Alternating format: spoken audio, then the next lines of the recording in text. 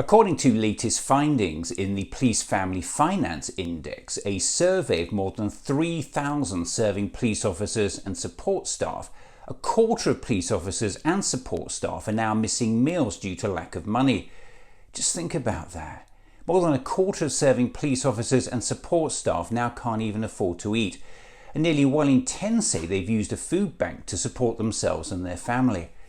Nearly 9 in 10 have financial concerns. 26% now have a second job, 40% are selling their possessions, and 37% are thinking about leaving the police service altogether.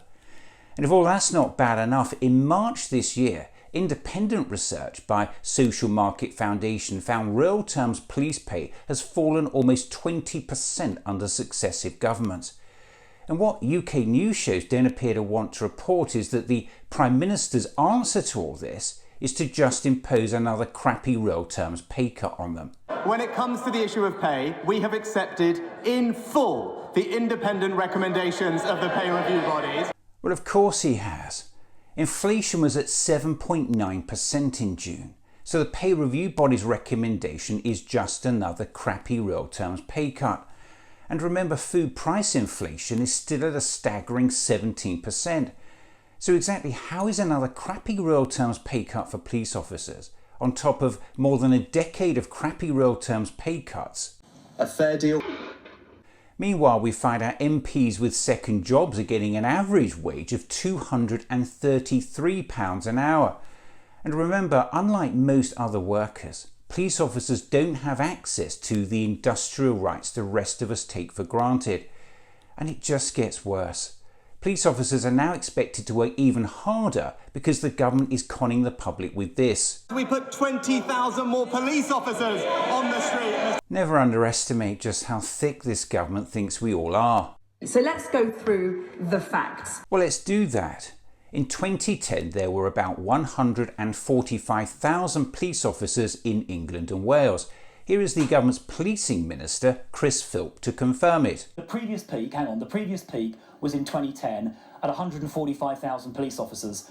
The government's target was to deliver 149,000 police officers by the end of March. Again, here is the government's policing minister. We are on track by the end of March, we believe. We'll get the figures confirmed in a few weeks' time, but we believe we're on track to deliver 149,000 officers.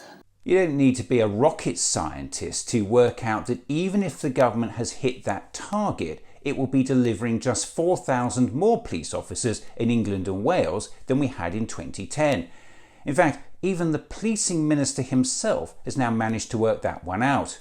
That is 4,000 more than the previous peak in March 2010. So having spent the past 4 years telling the public this... How many more police officers are we recruiting? 20,000, that's right. 20,000 new police officers. 20,000 more police officers. What the government really meant was just 4,000 more police officers than we had in 2010. That is 4,000 more. But that's just part of the story.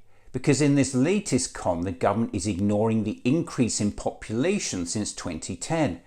In fact, per capita, with an increasing population, as a result of Conservative Party policies, by the end of this Parliament, we will have fewer police on our streets than we did a decade ago, not more. It's not surprising, given since 2010 the Conservative government has actually cut 21,000 police officers, along with 23,000 police support staff, and closed 600 police stations.